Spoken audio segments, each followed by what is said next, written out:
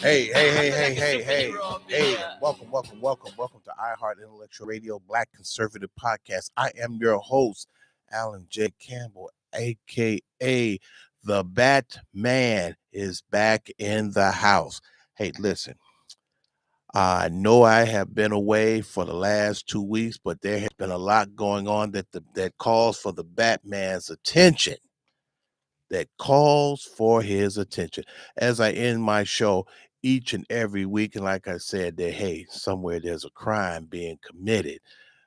It calls for me sometimes to get my hands dirty and get involved. Okay, so time permitting, I'm gonna get into a couple of things. Time permitting, it's so much that's going on. So okay, first things first. Let's get into this craziness that's going to be here, and I do mean this craziness that is coming next week. It is the DNC, okay, and that is the Democratic National Convention. That's gonna be, I'm gonna be totally honest with you all.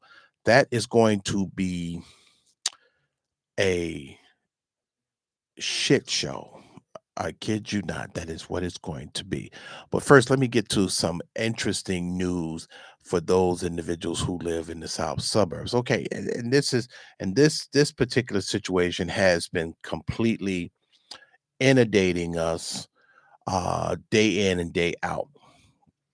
Okay, for those who don't know, there is a situation going on in the village of Dalton, quote unquote. There's this woman, and I'm gonna get it and see a lot of you women are gonna be really upset with what I say, and this is a prime example, and I'm gonna touch on this. A lot of you, a lot of women, and to make no mistake, I've gotten a lot of flack for this too, but I don't, like, as in the famous words of Chris Tucker, I don't give a damn. We're gonna tell the truth, as my grandmother would say, tell the truth and shame the devil. Okay, let's just and I'm gonna just get right into it. Okay, the situation out there in Dalton is just has reached epic proportion. Okay, the Tiffany Hilliard, who is the mayor of Dalton, the so-called quote unquote the super mayor, the people's mayor, the township, there's just a lot of craziness with this woman. I honestly think that you want to say to a certain degree, would I say that she's completely batshit? Yeah, yeah, I would say that to a certain degree. But then let's not confuse stupidity with arrogance. And see, sometimes we do that as black people. We confuse the two. Let's not confuse that, okay? This is not that. This is a woman who is completely drunk on power. She's drunk on herself, drunk on the power, drunk on the ideology of being in a position of power. And this is this and let's be clear. It makes it very, very difficult. It makes it very difficult for real black women of power to be taken seriously, if that's the right word, to be taken seriously because of the shenanigans that this woman is engaging in. Okay. Now, right now, Tiffany Hilliard is involved in several lawsuits. And the last count, I kid you not, people, the last count was 38. 38 different lawsuits against the village of Dalton. I don't think I've ever in my in my days, and in this and in the wor- and in my journalism career, so to speak, have ever run across so many. Last count, 38 lawsuits, and these lawsuits are in the millions. Their last count somewhere in the area of 10 to 15 million dollars. And that's just the ones that we know of, or the ones that we know of. We're not even talking about the ones that people have filed that haven't even made it to the docket yet. So, to kind of get into it, and this is going to be like a two-part situation where we talk about one. This is what it looks like when niggas are when niggas are put in power. And unfortunately, this is what it looked like when you have these ghetto, fabulous, ratchet black women in power. Okay. And I know some of you are feeling really, really some kind of way, but let me be clear. Let me be clear. Now, to be fair, to each one, we have several women here, intelligent women here at the studio who do women who have their own shows, and they and when they and they that have good content, and and show their levels of intelligence. And see, what happens is that when you have women like that, that makes those women that it's unfortunate we're all put in the same basket, and it makes us all look bad. It makes these women who are about something look bad. And this individual, Tiffany Henyard, has completely turned this into a circus, not a media circus, but it's just a complete circus. This is a woman. Let's be clear on this. This is a woman who's 40 years old with a background. Okay. And you ask what that background is, you all can check fact find it. You can look it up yourself. She was charged with criminal trespass to a vehicle. That's one step below. Car theft. Criminal trespass to a vehicle. Now, for some strange reason, she put this almost like pulling a Kamala Harris stunt. Um, we can't get information on what the disposition of the case was. Now, we can go on the belief on how we know the case disappeared or why we can't get information, the same way we know that how Kamala Harris made her way to the top. And I do mean how she climbed her way to the top. Whether it was cowboy or reverse cowboy, we know she made it to the top. And for those who understand that term, you know exactly what I mean. Let's be totally honest. We're adults here. This is an adult program. This is an adult show. Let's put it all out there. Okay. Now, um, two of Tiffany Henyard's henchmen or cohorts. There's a gentleman by the name of Keith Freeman. He's already been indicted for bankruptcy fraud charges. He's already been indicted for that and charged, and he's pled now guilty. Now, just today, this is just today now. Okay, the the deputy chief of police of Dalton has been officially indicted on charges of bankruptcy fraud and perjury. Okay, so this is the dominoes falling, because here's the other thing. Just about 4 months ago, the feds served subpoenas on not only the village of Dalton, but the township of Thornton, and on Tiffany Henyard herself. So that's three different subpoenas. So that means that there could be indictments falling from the sky from all three aspects. Now, let me get into this one here. The Dalton Police Chief, Deputy Police Chief Lewis Lacey, was indicted Monday on bankruptcy charges by a federal grand jury. Now, make no mistake about this. This is a federal grand jury. Okay. Prosecutors released a statement saying the 61-year-old who lives in Madison has been charged with bankruptcy fraud, making false statements and declarations in bankruptcy cases, and perjury. Each count comes with a 5-year prison sentence. So that means that he's looking at 25 years per count. Total. A total of 25 years. He's 61 years old. So do the math. Do the math. Okay. And just to skim over some of the things that he's accused of.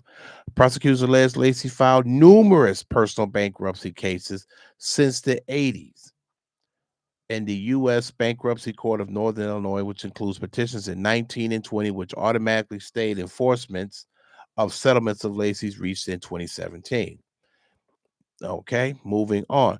Prosecutors also said that Lacey made false and fraudulent statements in oral statements and documents submitted in bankruptcy, including about his monthly income and bank accounts under his control. They also alleged he lied about being separated from his spouse, that she did not live with him or contribute to his monthly income or mortgage. Prosecutors said Lacey was a police officer in the Dalton Police Department during the alleged scheme in which he is being charged. Now, this is a prime example of greed. This is a prime example. Let me continue. The Village of Dalton Board ordered an investigation into the city's finances, as well as Mayor Hinyard, and hired former Chicago Mayor Lori Lightfoot to lead it. In her presentation, by the way, I'm gonna get into that. I'm gonna briefly get into that. In her presentation and preliminary findings last week, she found several instances in which a staggering amount of overtime was paid to a small number of officers, in some cases more than their annual salaries. Now, Lacey being one of them. Okay, now I'm gonna make this clear. I was at that meeting, at that presentation that Lori Lightfoot presented Thursday. I was there and listening to some of the things that she uncovered were, yes, they were staggering. Lacey himself, the deputy police chief, may have totaled his income total was $215,000, and that was just in overtime. That's more than that he made more than the governor of Illinois. And that was from the years 2022 to 24. That's a staggering amount. There were two other police officers. One made $197,000 in overtime, more than his annual rate of pay. A third officer, get this, a third officer made more than the police chief, $227,000, and all of this is in overtime. Overtime. The police budget was $9 million. The firefighters budget was $774,000. See, and using the word unfortunate is an understatement. This is what it looks like when some of us get in power, and we just become absolutely crazed with the power and the money that we see. See, Tiffany Hinyard, the super mayor, quote unquote, and touting that she's the youngest black mayor in the south suburbs, and she's doing this.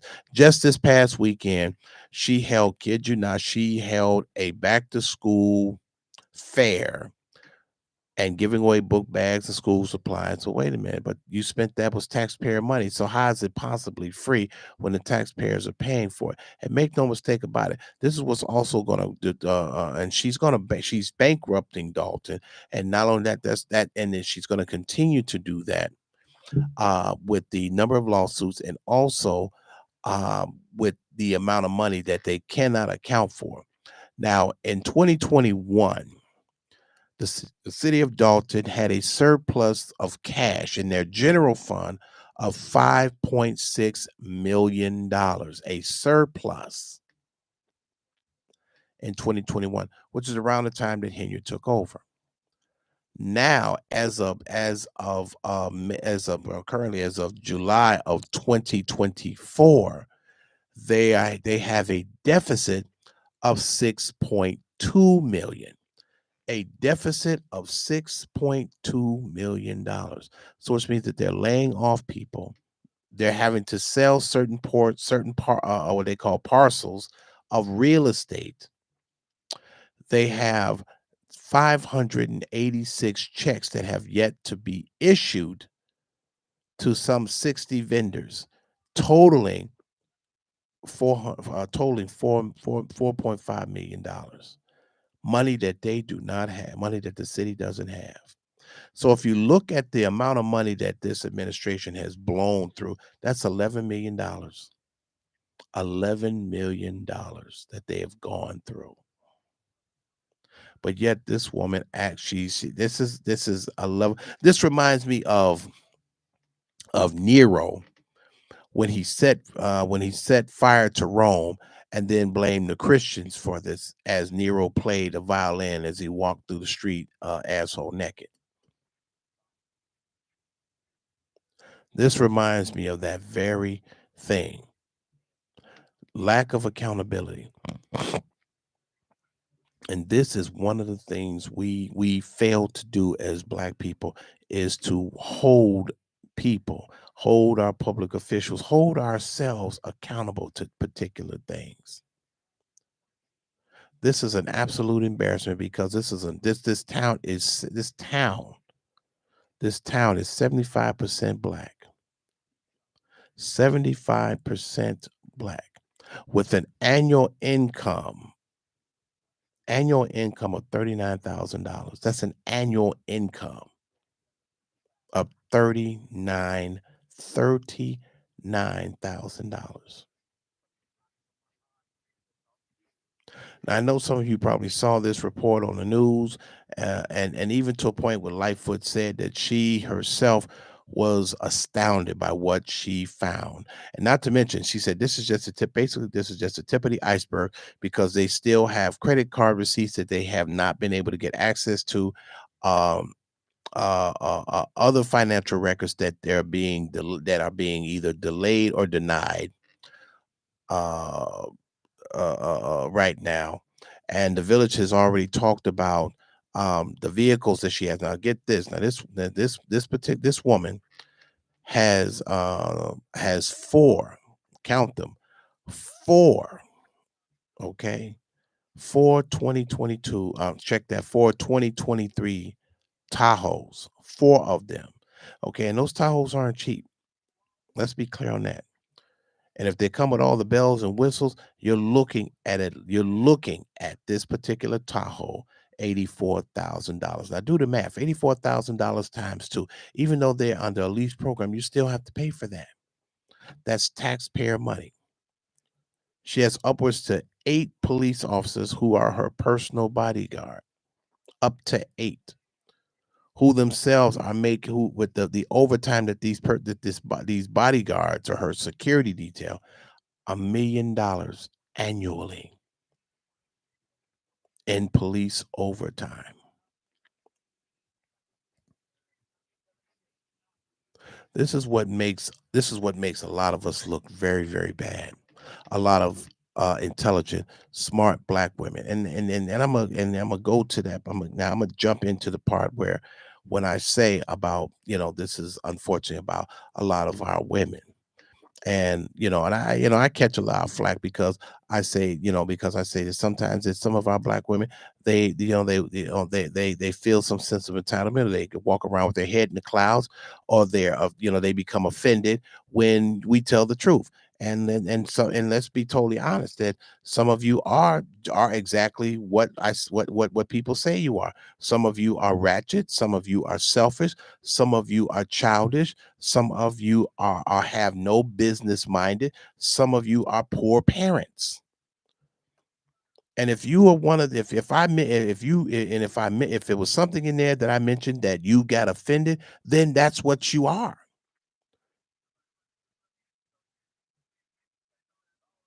It's not a matter of someone being critical, or criticizing you.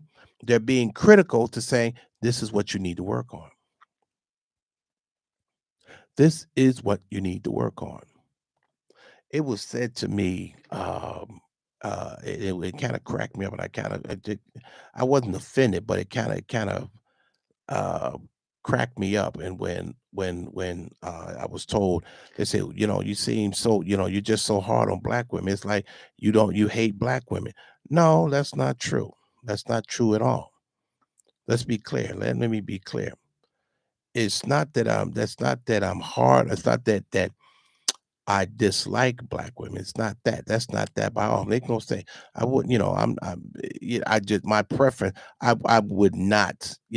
I have no desire. Let me put it that way. I have no desire to date a white woman or a Hispanic woman. I have no desire to that. I'm gonna stay within. I'm gonna stay within my tribe. But at the same time, if members of my tribe are not beneficial to the village, you got to go. You got to be someplace else. I'm not going to deal with you. It's just that simple. Or as they say, I can do as sometimes the women say, I can do bad by myself. And men can say this too. I can do bad by myself. I don't need. Here's the thing. When that man walks out the door every day, he's already got a fight on his hand because one, he's black, he's a man in America, and he's got to go to a job that he may not like, or he's dealing with people at his job that are just absolutely wackos. He's dealing with a fight already. But then if he's got to come home and fight with that woman in his house, what do I need you for?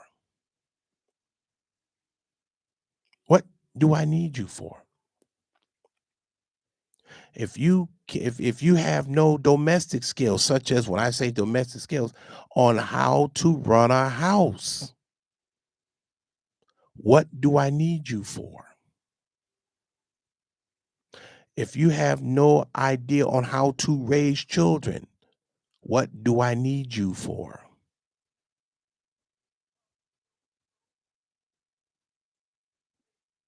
And some of you could take a lesson from real women on how to raise children, how to run a house, how to manage a business. Oh, here's the best one. How to manage your money.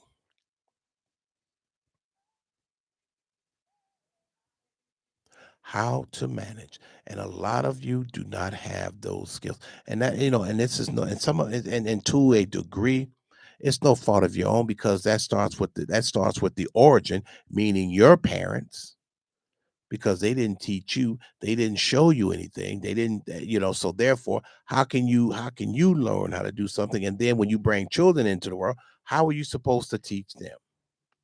How? Here's the thing that sometimes that we fail to realize or forget. You take two individuals, you take a man and a woman. Okay, when that man leaves his house, when that man leaves his parents' home, when he leaves his parents' home,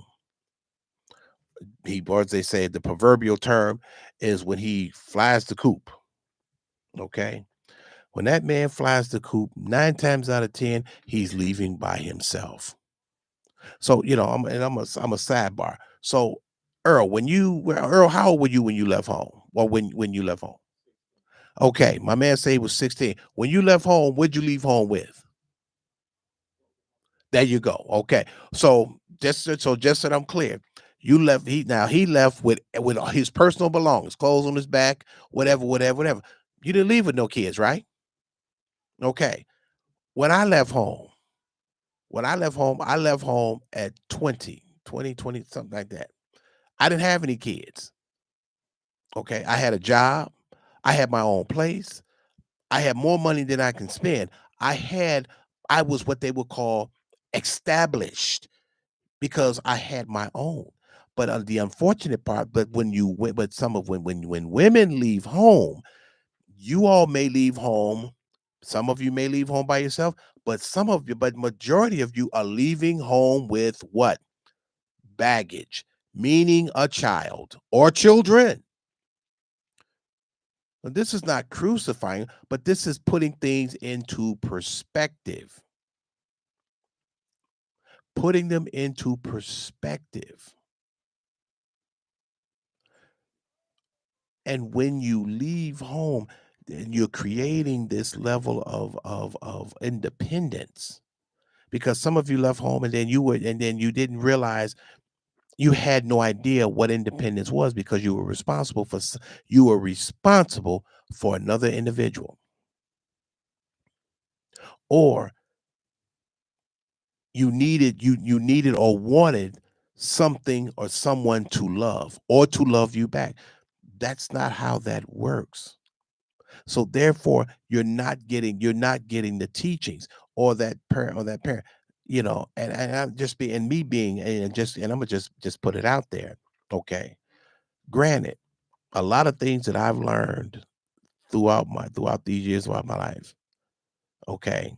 And truth be told, ain't no shame in my game. And this is the fun. This is what about how my show is. We're honest and we're opinionated. You ain't gotta like it, but it's just an opinion. Okay. Majority of what I've learned through life, I learned from other people. Or I should say, let me be more specific.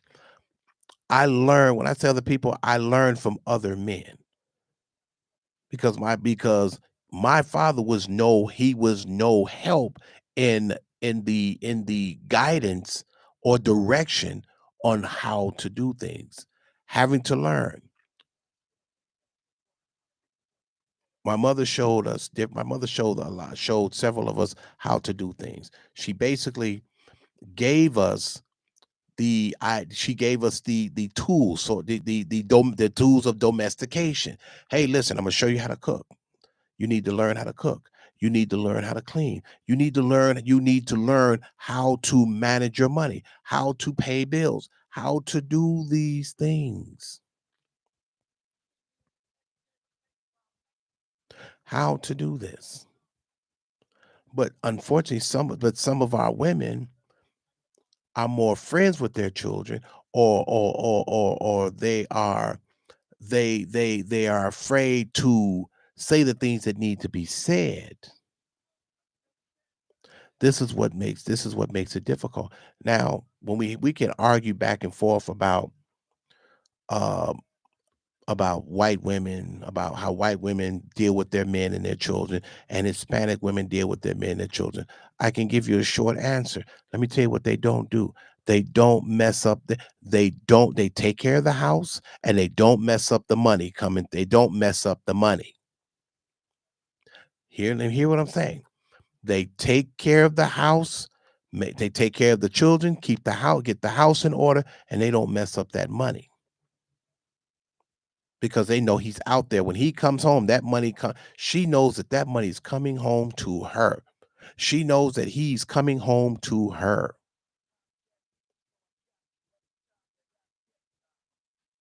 Now, now moving on, and getting to the part. Now, there are some women and some of our black women that unfortunately they didn't get this lesson, but there are some that are willing to learn. There are some that are learning. There are some that will. And then when you have a woman that's willing to learn, hear me out. Hear what I'm saying. When you have a woman that is willing to learn, willing to be taught, willing to be taught. See, first of all, the woman has to learn how to listen. In order to be taught, you have to learn to listen. And there's some women that are learning that learn that. Say, oh, okay, this is, if this is, let me do this, let me do that. Or when they become more communicative. Hey, I need your help in this matter. They're not asking you because you may be the significant other or you may be that close friend. They're asking they're asking because because they need that help. They need and they trust that man into giving them the indoctrination on making them a better person, and not only a better person, making them a better woman.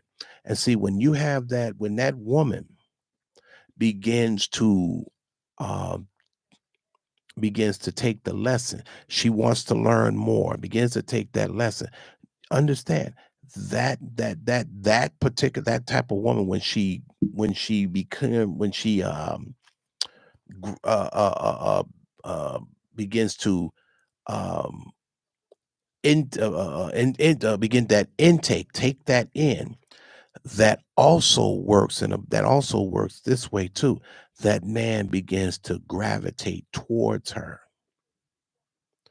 when she's willing to learn and she's willing to be taught, willing to learn, willing to put the work in. That man is going to gravitate towards her. He's going to gravitate more toward when he sees that she wants a level of organization. She needs the help in organizing. She needs help in how in structuring her finances. She needs help in a career path. And that man is when she's willing to listen.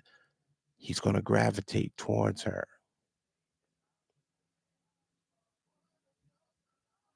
He's going to do that. When you have women that are drunk on power, that feel that they don't need a man, or they feel that they have to be in control. Those are the ones that are continuously by themselves. The ones that create havoc and mayhem and maelstrom. Those are the ones that are continuously by themselves, and then have the nerve to say, I can't find a good man. Well, first and foremost, look at your ass. Are you that person that somebody want to be? Look in the mirror each and every day when you get up and ask yourself, are you somebody you want to be with? And men can ask themselves the same question. One of the things that we have to is that we have a lot, truth be told, we have a lot of weak men. And a lot of that comes from these mothers who just refuse to do what? Cut those apron strings. They talk to their sons like they're their lovers or their boyfriends or like they're still 10 years old. Oh, mommy, guess what? I got a job. Okay, nigga, so you got a job. How's that helping? You ain't living in my house. How's that supposed to help me? You're making it sound like that he just came home and he got an A on his spelling test. And so now he's supposed to be rewarded. See, it's unfortunate. This is the mentality of some of our black women who cannot let, who continue to nurture who continue to nurture, who continue to foster this mentality of weak men, weakness. When we look at this individual, Tiffany Hilliard, this is 40-year-old woman, a 40-year-old woman with a background. She's still a party girl. This is a mofo that is still in party mode. She knows nothing about business, politics, government, or whatever. And unfortunately, there are a lot of our black women that are in that category, still in party mode, still in that. And that's a lot of that is due because of the lack of training, teaching, and indoctrination on how to conduct ourselves. This is what it looks like. And the other part, the sad part, is that this kind of um validates what white America says about black people in power. Now, this is not all of us. Now, if you really want to look at a really smart black woman, a very smart and powerful black woman, you take the mayor of Los Angeles, Barbara Bass. Okay. Not only did Barbara Bass, she's straightened out, she's still a work in progress, but she's straightening out the LAPD. Um, she's she's got a handle on the homelessness. This was a woman in her first and who's in her first administration. In her first 100 days, she found roughly about 57 million dollars for the homeless when her predecessors couldn't find a million, but she found enough money to help the homeless people to do this. If you really want to talk about something, Barbara Bass should have been the one that should have been the vice president instead of Lemon Drop Harris. Okay, but here's the reason why. Here's the reason why Barbara Bass was not selected. Barbara Bass was not selected because she is truly black. She is a real black woman, a powerful black woman. And here's the thing: the worst thing for a white man is not only a powerful black man, but a powerful black woman too. That is the worst thing that white America fears. And here's the beauty part. If powerful black men and powerful black women came together, it's not even a, it's no there's not even a conversation. But they took Kamala Harris, and I'm finna swing right into this, and I'm gonna swing right into, and so and out of respect for the studio and my engineers, he said, okay, out of respect, you know. So I'm not gonna say what they're calling her. I'll just say the Mo and the Mo and the Mope. I'm talking about Harris and this other Mope who's just a disaster. These two are such a train wreck. But the only reason they selected Harris is because Harris is of fair skin and that flowing hair. They didn't pick Barbara Bass because Barbara Bass is black and she's got that kinky hair. No, we can't have this nigger standing next to the president. No, we can't have that. We got to have somebody that can identify with white America. Now, as we all know, now getting to that, as we know that the DNC is coming here next Monday. It's going to be here. It's going to be a complete disaster for those 4 days coming next week. Make no mistake about it. Make no mistake about it, because you're going to have. Let me tell you, you're going to have several demonstrations. You might even have let's be clear on this. You might have a little bit of violence, and make no mistake, that's what the Democrats thrive on, is violence. That's that's their bread and butter.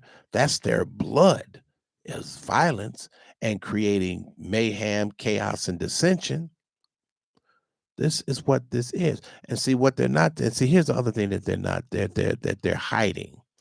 See, when the election is roughly like 75 days away, and what's going to be surprising is that we're going to see a lot of red in Chicago come November 5th or November 4th.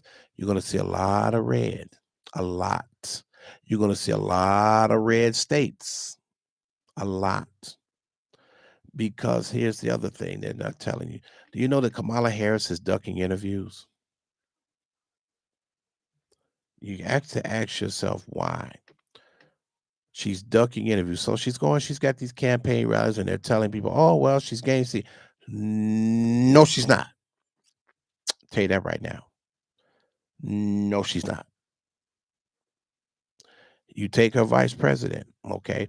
There are a lot of American veterans that are very upset with this guy because he's doing what they call stolen valor. And stolen valor, for those who don't know, means that you're claiming something, you're claiming some military accolade when you actually didn't. Here's the thing: this dude was with the Minnesota National Guard. Okay, and I'm not taking nothing from the National Guard because they're a supplement to the real army. Okay, they are military personnel. They're just supplements.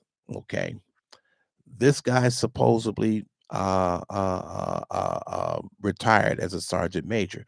According to reports, that's not true. I'll check that. Commander. Okay. Here's the thing. He couldn't pass the exam for the commander. He couldn't pass the exam for sergeant major. So that's a problem for a lot of veterans. Stolen valor. And not only that, but when his unit was shipping out to Iraq, he abruptly retired. So a lot of guys saw that as cowardice.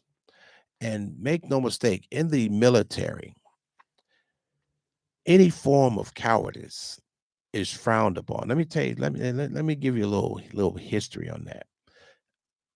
Years ago, okay, when they found out that if a unit found out that a guy refused to fire his weapon in a foxhole, or he tucked tail and ran during a battle, during the firefight, a lot of bad things happened. They deemed him a coward or cowardice.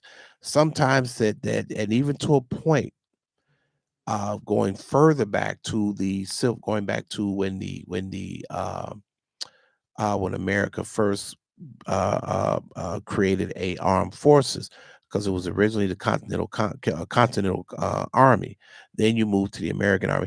Do you know that anyone that was deemed a coward was executed? Executed. George S. Patton in World War II slapped a soldier in front of other soldiers because he was a coward. He caught hell for it, but I admire the man for doing that, because if because this is not the place for that. We say, well, he was shell shocked. Look, war is hell. That's it. Or war is hell. Or war is an extension of politics. That's all it is. War is an extension of politics, and he slapped the living hell out of this man, because he made it clear, I will not have a yellow belly in my unit. Get this man out. And not only that, but he sent that man to the front. He sent that man to the front lines. Yes, he did. So you take this guy who copped out because he didn't want to go. He didn't want to go with his unit to Iraq. So you kind of have to look at this as that this is a guy who is the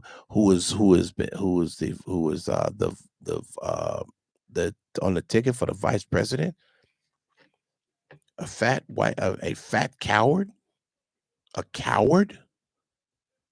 Now, granted, when the war broke out in Iraq, yeah, a lot of people didn't want to go. But you know what? That's not a decision that you make, because when you join the service, you don't have a whole lot of options.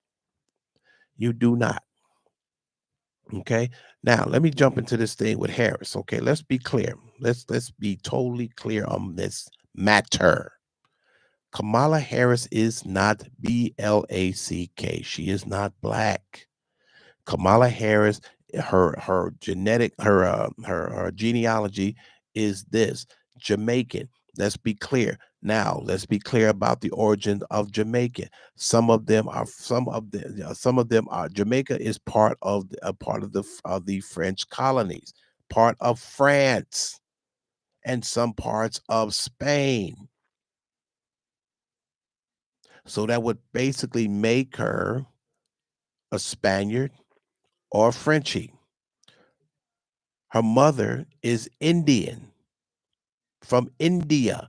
So that would make her Indian American, or she's an Indian. And make no mistake, Kamala Harris claimed her Indian heritage. Wait, not only that, but when she would, in each and every instance that she was sworn in, she was sworn in as an Indian.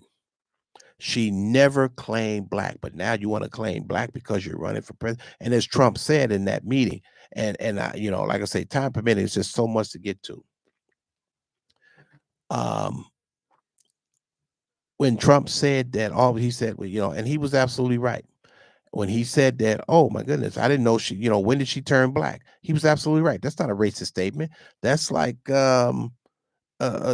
anybody saying anything to anybody else. It's like, okay, wait a minute. All of a sudden when did you turn white? When did you turn Puerto Rican? When was this? No, what happens is this. Kamala Harris is one of those individuals Because trust me, I know a couple of people who are of fair complexion. And here's the thing, they become black when it's convenient for them, or they become white when it's convenient for them. And that absolutely makes me sick. As they say, pick a color. Heifer, pick a color. You're either Jamaican or you're Indian. One of the two. You're not black. Let's really dig in. Let's really dig into this matter, because here's the thing: what they're trying to right now also too is suppress the story of the relationship between her and Willie Brown. Willie Brown was the mayor of San Francisco that actually put Kamala Harris on the map. Willie Harris's wife found out and she divorced him. Basically, she broke up this man. Basically, she broke up this marriage. Now let's be clear on let's be clear too on this. A marriage can't be a marriage. In order for a marriage to be broken, it takes two people, not just one. It takes two, sometimes three. Okay. But this is the story, and they're trying very, very hard to suppress that Willie Brown story. And so you all have heard me talk about Willie Brown well before Harris got to where she's at. But yes, this Willie Harris is, Willie Harris, Willie Brown was the one that really put her on the map. Willie Brown, okay. But getting back to the nitty gritty, she's not black. And here's the thing: when you hear people talk about, oh, if you don't vote for Kamala Harris, you're not black. You're 100% right. You're not black because she ain't black. She's not black. Do your history. And then here's the thing: if she and let's put it this way, if she really was black, or really really cleaving to her blackness or her black heritage, why would she marry a Jew, a white? Why would she marry a white man, or Jew guy, whatever? Why would she marry a white guy? Then this is the same jackass who says, well, I stand with women's rights. First and foremost, sweetheart, you don't even have children. So how can you possibly even understand what women's rights are? How can you possibly know what a woman has gone through childbirth, or some form of feminine problem, or a feminine reproductive issue? How do you know that? How can you say that? You don't even have to. You basically adopted this man's children, because what? There's no accountability and responsibility. You can walk away today or tomorrow, and it would not affect you one way or the other. Here's the term, you all. She's trying to pull the proverbial sheet over your eyes. All of a sudden, Kamala Harris becomes black. Oh, wait, let's be clear. Let's move on to let's go to another one. Okay. Do you know that? Okay, now she went to Howard and she had her quote sorority sisters who were all black. She distanced herself from them. She distanced herself from them. Here's the thing that people didn't pay attention to. When she became vice president, she didn't even invite her sorority to the White House, just for shits and giggles, for just to say I did it. She didn't even invite them to the White House just for a walk through, a look around. What does that tell you?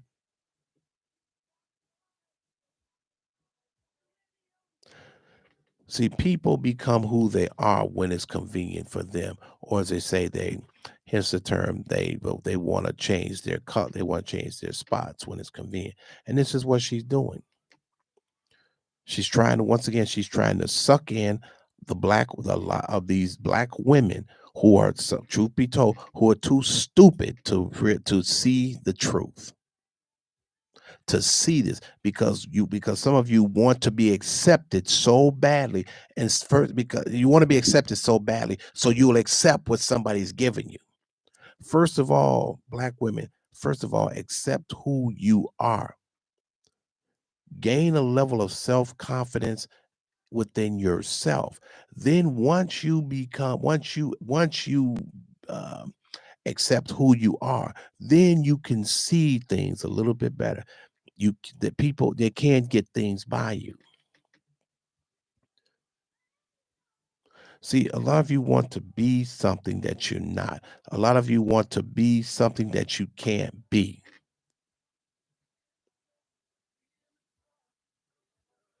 Kamala Harris she's a cackling she is a cackling fool. Every time you see her, she's just giggle, giggle, giggle. Why? Because to a degree, she's still a party girl. Trust me, she is that. The ladder that she climbed, there were a lot of other people, there were a lot of other men on the ladder on her way up. That is a known fact.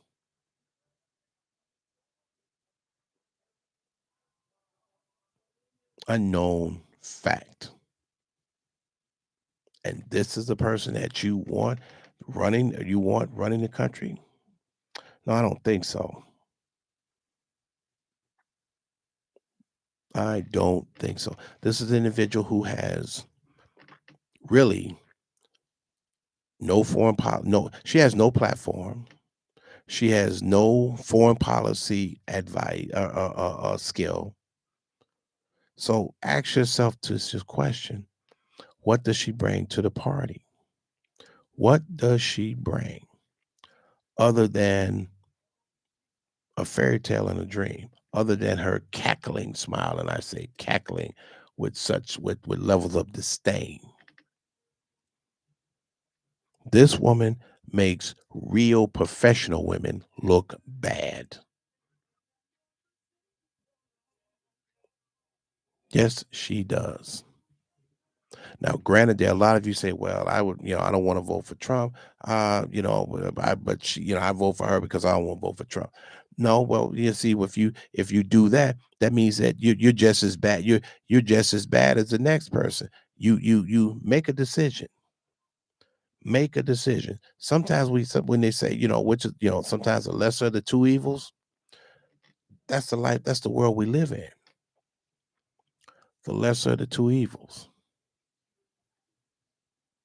I mean, to a certain degree, I would rather side with a person who's had some experience to a person who has none.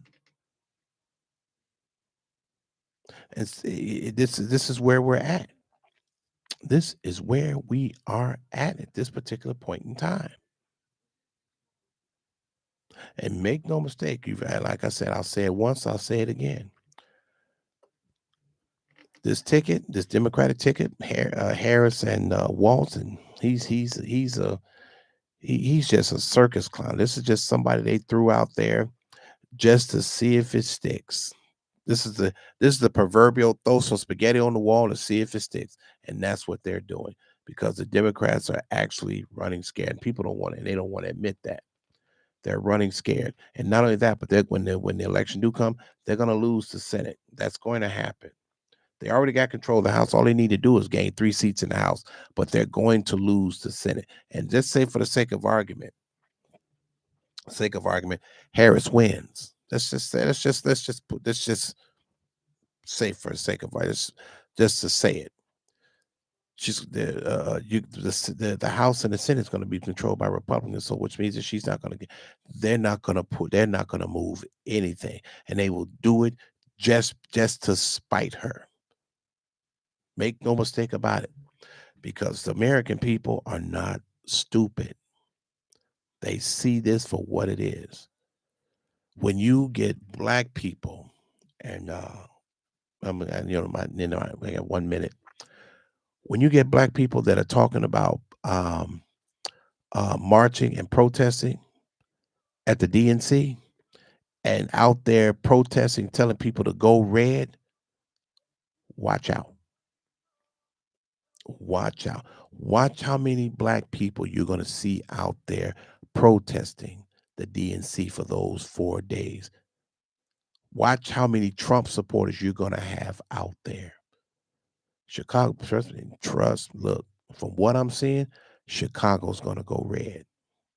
And with that being said, that's all the time we got here on tonight's show, Black Conservative Podcast. I hope you all got a little bit of something out of there. But anyway, we about to get out of here.